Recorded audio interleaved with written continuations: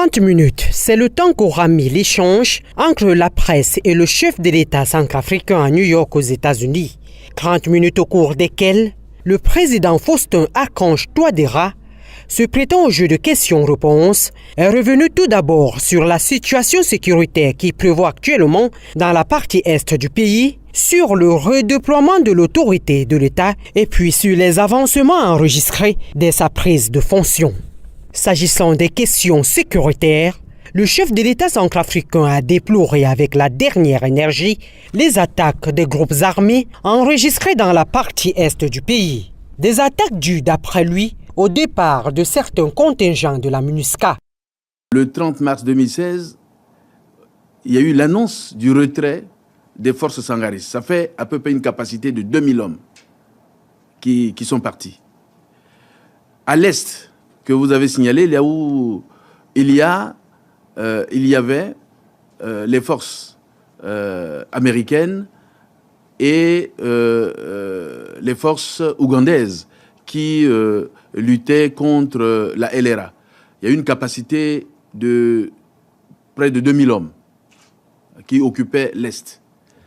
L'Ouest, en République centrafricaine, tout récemment, comme vous l'avez vu, la MINUSCA a vu sa capacité réduite avec le départ des contingents congolais.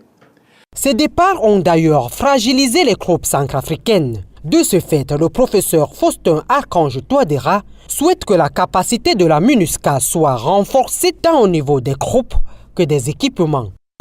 Les charges ont augmenté. Ça, c'est des besoins nouveaux qu'il faudrait absolument couvrir. Je pense que, à mon humble avis, 4 contingents pourraient peut-être aider à couvrir ces besoins-là. Face à la presse, le chef de l'État centrafricain est revenu sur le gouvernement mis sur pied le 12 septembre dernier. Un gouvernement, donc la première mission est celle de restructurer les forces de défense. C'est d'ailleurs pour cela qu'un plan national de redéploiement a été défini.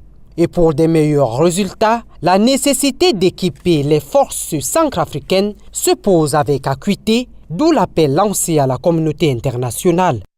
Si on renforce la capacité des FACA, si les fonds mobilisés, disons, pour les ressources promises à Bruxelles sont mis à disposition de la République centrafricaine, je pense que d'ici quelques années, ça va être une histoire positive. Quant au retour de l'autorité de l'État, le président Faustin-Archange Touadéra s'est montré serein et confiant. Des actions sont entreprises à cet effet. Et pour que les populations se sentent rassurées, l'État met tout en œuvre pour garantir leur sécurité, d'où les négociations entreprises avec les 14 groupes rebelles.